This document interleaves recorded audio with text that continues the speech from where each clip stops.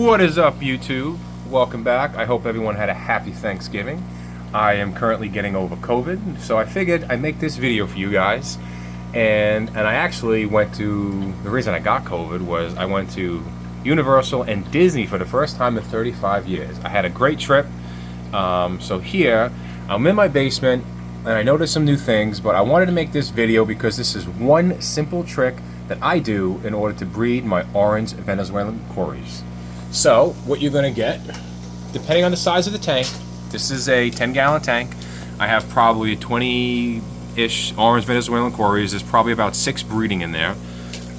You can see the one big guy back there hiding. So, what you're going to get is a powerhead. This is the powerhead. I'll try to put a picture in the video. I got this from Amazon. It's about $8. So without even prepping these fish or conditioning them, what I'm going to do is simply put this in there, and I'll show you how I do that right now. Alright, so I know my fish well enough to know exactly what they do to breed or the conditions that I need for certain fish. Now this is the position where they like to breed and lay the eggs. So I currently have this powerhead going against this glass. So this side of the tank, so hopefully by tomorrow that side of the tank will be loaded with eggs. I've done it different ways, like I've done the powerhead here, but I feel like the power, because the distance between this side and this side is shorter, they like to lay the eggs in the flow. And then I'll put the eggs in the egg tumbler, and this is the base. I'll keep them all in the same tank, and then put a little methylene blue in there, but there's not really necessary, and then I'll tumble the eggs. But we will check back tomorrow and see if we have eggs on the glass. Alright guys, and we are back. Just as I predicted, we have eggs. Actually, a very good sized cluster.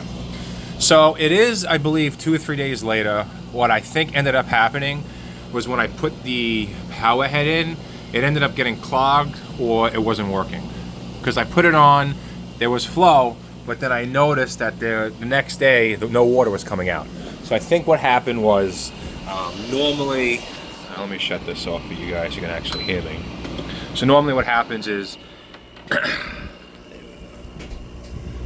so there's, honestly, let's see, I don't know. What you guys could do is pause this video and then count how many eggs there are and leave a comment below. But yes, this is the powerhead, so that's what I did. And the thing is, I fed them regularly too. So I did nothing special or out of the ordinary. I just simply put the powerhead on, and then I ended up getting all those eggs. I'll probably leave them in because right now I don't really want any more eggs. And these are the Snow Whites right now. But I don't want any more Cories because I already have all these orange Venezuelans, which I'm going to be getting rid of a lot of these black Cories today, but that's a different video. But pretty much that is all you have to do. That is one simple trick that you guys can do in order to breed Cories. This could probably work with a lot of Cories and a lot of catfish as well, because flow does basically mimic their environment in rainy seasons and all that. So what you could do is change water quality, water temperature, change it half, so do a 50% water change, cooler water. There's a lot of different tips and tricks that you guys can do in order to entice Cories to breed. This is a this is a tip that I do, and this is a tip that I do in order to get my orange Venezuelans to breed. And I think this one's green. I have to take him out, but that's the orange Venezuelans, and that's what they look like. But you could use this for any other Cories. Alright guys, I believe I'm at like 500 and change now for subscribers. If you guys like my content, or if you want to see any type of videos, please send me a comment and subscribe and like my videos to let me know what you guys like. I know the previous video too with my every fish in my fish room did very well. See? And then I got, oh God, I got all these green Cory eggs too. I don't do anything with the green Cories anymore. I just leave them in. There's a whole cluster in the back there too. Oh my God, this just happened last night. Look at this. This is bonus content for you guys. Look at all these eggs. There's hundreds of eggs in here. I just had, there's too many of them. These are my most prolific Cories. I like how I said, all right, I'm about to end this video. Then I happened to just look down and there's tons and tons of eggs. Oh my God, look at them. They're all over there too. These guys go nuts. And I haven't even looked at the whole tank. Yeah, there's more in the back there too. Let's see if I can see them all. There's a few hundred eggs in here right now. So, but those I'm leaving in. I don't want any more green Cories.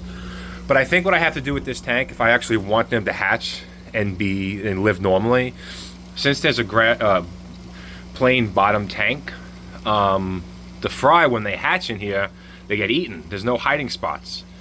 So what I'd have to do is I'm going to put this most likely with gravel or put some big rocks in there so they can actually hide.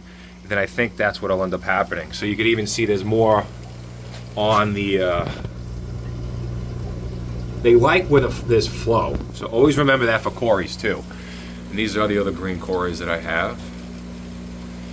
There's probably 200 in there. But that's it, guys. If you can, for 2025, I like to hit 1,000 subscribers. So hopefully we can get that happening. I know you guys can help me with it.